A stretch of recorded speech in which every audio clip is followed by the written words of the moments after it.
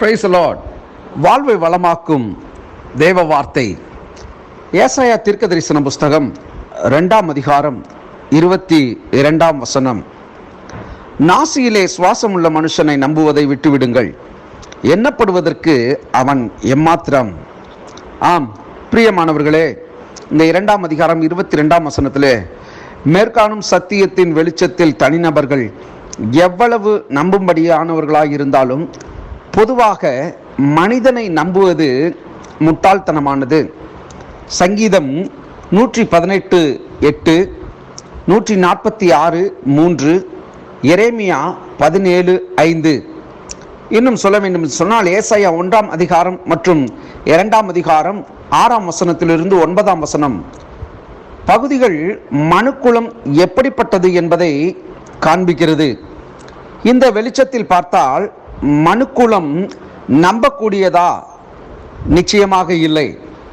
நீங்கள் வாசிக்கும்படியான வார்த்தையை பாருங்கள். 118ஆம் சங்கீதம் 8ஆம் வசனம், மனுஷனை நம்புவதை பார்க்கிலும் கர்த்தர் பேரில் பற்றுதலாய் இருப்பதே நலம் என்று கூறுகிறது.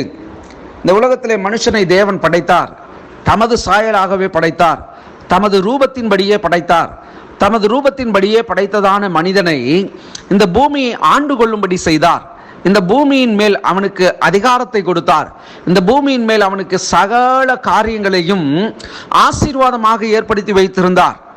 ஆனால் மனுஷனோ தேவனுடைய திட்டத்தை நிறைவேற்றாதபடிக்கு தன்னுடைய சுயத்தை, தன்னுடைய காரியம் அந்த இடத்திலே தேவனை விட்டு விலகி, தேவன் சொன்னதை விட்டு விலகி, தேவனுக்கு பிரியமில்லாத ஒரு காரியத்தை, தேவனுடைய சமூகத்தில் நிற்கிறோம், தேவனுடைய சாயலாக இருக்கிறோம், தேவனை போலவே இருக்கிறோம் என்பதை மறந்து சத்துருடைய பிடிகளிலே அவன் சிக்கிக் கொண்டான்.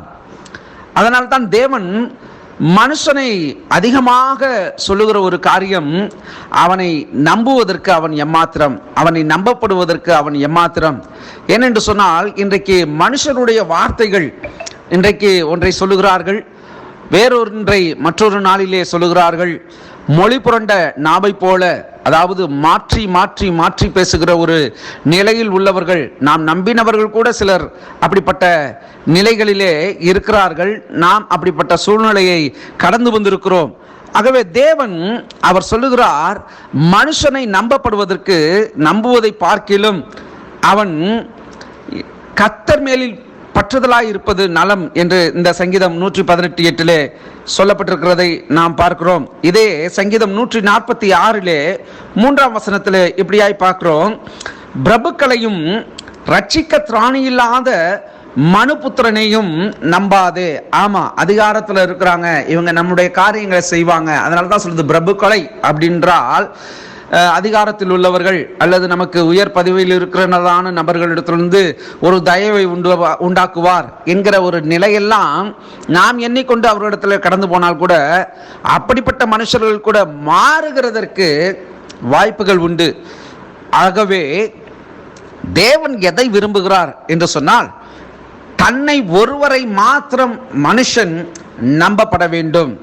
நம்ப வேண்டும் என்று சொல்லி உறுதியாய் இருக்கிறார். எரேமியா 17:5 மனுஷன் மேல் நம்பிக்கை வைத்து மாம்சத்தை தன் புயபலமாக்கி கொண்டு கர்த்தரை விட்டு விலகுகிற இருதயமுள்ள மனுஷன் சபிக்கப்பட்டவன் என்று கர்த்தர் சொல்லுகிறார்.